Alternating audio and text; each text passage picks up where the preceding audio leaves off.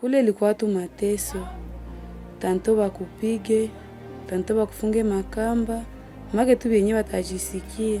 This mother was kidnapped twice, tortured and defiled by a group of bandits, making her life even worse. But how did she survive being kidnapped twice by a group of armed people and came out alive? Kutuelezea kwa refugee alikuwa iko na boga na anakuwa sana haziwezi ogelea watu juu anaona sasa vile mwenye haiko sawa tena na watu wengine. Haezi vieleza tena kwa urefu anasikia kaboga kuvieleza. And how is she coping with life after all what happened?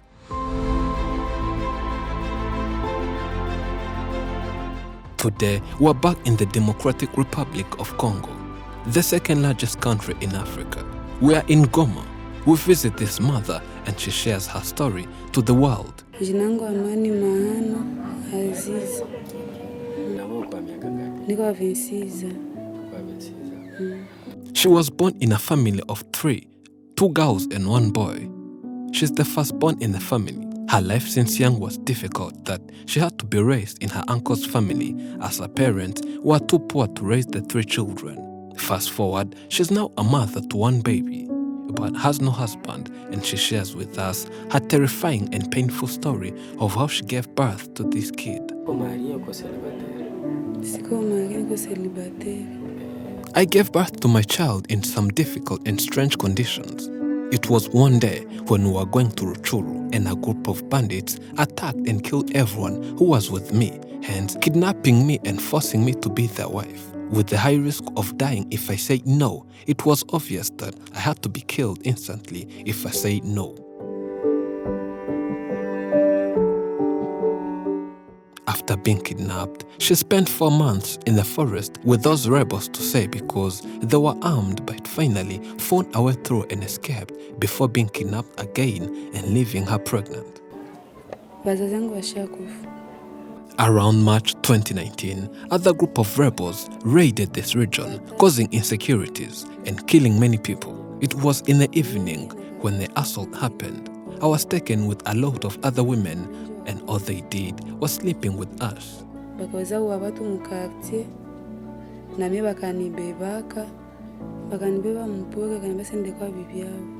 left me traumatized due to what happened during those days as they were eliminating anyone who rebelled.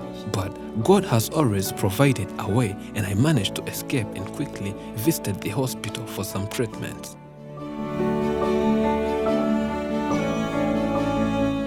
She returned to her normal life, went back to school as her uncles were ready to pay her school fees, but the mother later died. For the next years, she lived like anyone else here, but then everything changed and was even way worse than her previous attacks and she ended up becoming pregnant.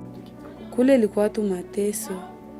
Tanto bakupige, tanto bakufunge makamba, make tu benye batajisikia. Honestly, those people are heartless. They could care about nothing. We were treated like animals and it was so cruel. One day, they would come, tie me up and beat me. The next day, they would sleep with me in a way that I cannot explain. I even thought of committing suicide because it's like I was not living life at all. It was better than having died than experiencing traumatic events that I went through. At least, God never gave up on her because regardless of the hell she went through, she always found a way out and escaped. But this time, she was pregnant and could not return where she lived, bearing in mind that her neighbors never saw her get married, and it would traumatize her more when explaining how and why she got pregnant and opted moving to another neighborhood. Up to this present day, she does not know who is the father to her child because the 4 men who kidnapped her all slept with her and they did it multiple times that would make it difficult for her to really know who the father is. But still, even if she got a clue of who that is, it would never make any impact in terms of helping her raise the child.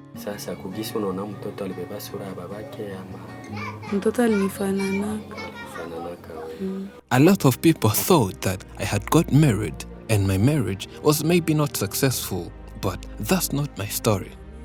1, I never loved any of the 4 men who kidnapped me, and it wasn't my will to be with them. I was taken as a slave who had to serve her masters willing or not. If you ever thought of resisting, then that would be the end of your time in this world, being the reason we always try to abide by their rules. One man would kidnap and sleep with more women. Having many women in the same house and sharing the bed was not a surprise. Nikafika pa mwingine nikaona sitaweza ishi mwingine juu haya. Nikakimbia magamata nikaenda Ishasha nikazala. Ndio sasa nikarudia pa mwingine. Upon her return, she already knew that she had conceived. At first, she thought of abortion and later said she cannot take away the life of her own, filicide. And after 9 months, she then gave birth to this little prince. Despite the challenges and tough life she went through for multiple times, she says having this baby means more and gives her more joy because it erases all the bad memories and gives her the hope that maybe life ahead will be better. She's living a happy life with the kid and prays for God to help her raise this young man. I love my baby boy regardless of who the father is, and I'm glad the baby looks more like me. It's now been a year since I left the jungle. I never wanted to live in that cruel situation that would have complicated even my boy's life, of which I never wished to see. When she returned, she went straight to her brother's house, but she never felt comfortable around other people there and opted going somewhere else, where there was no friend, no relative, and no one who knew her. That was like suicide, but it was better for her peace of mind. And that's how she came here. She does tailoring as a profession, but has no sewing machine, and surviving is much more complicated, which is why she's here requesting for the support, so that she can at least buy her own sewing machine that can help her raise the baby and improve her standards of living as well. Grace. Yeah. Grace is the sister-in-law to Amani, and adds that what Amani went through in 2019 was something straight out of a horror movie. Na anatoka kesho, anatoka tunziwa, na alikuwa shakuwa traumatize tena sana. Mais gloire à Dieu, je chance de rétablir pole pole. I was not around. I had gone to Kampala for some business reasons, and I was told that she was kidnapped. No one knew where she had gone. We searched but couldn't find her. When we had lost hope, thinking that she was maybe killed, injured, or had something bad, she returned and told us of what happened, and we were left shocked. Sana me akutuelezea kwa refu alikuwa iko na boga na anakuwa sana haziwezi ogelea watu juu anaona sabile mwenye haiko sawa tena na watu wengine haezi vieleza tena kwa urefu anasikia kaboga kuvieleza. It happened for the second time where she was tortured. She returned when she was about to run mad due to the trauma she had. We were near her, helping her to have a self-acceptance and move on. But you understand, Rome wasn't built in a day.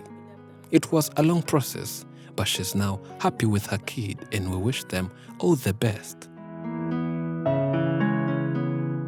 Amani, who went through a lot, now struggles with raising her child, but has some good tailoring skills that would help her in case she got a sewing machine. If you want to help her, you can donate on the Giving Less link, found in description and pinned in top comments. Suffering is not the end of the story. We can get lost in our suffering, but we can also be a witness to bravery and the possibility of life. Thank you for watching. I am Elijah, and this is Afrimax English. Remember to subscribe.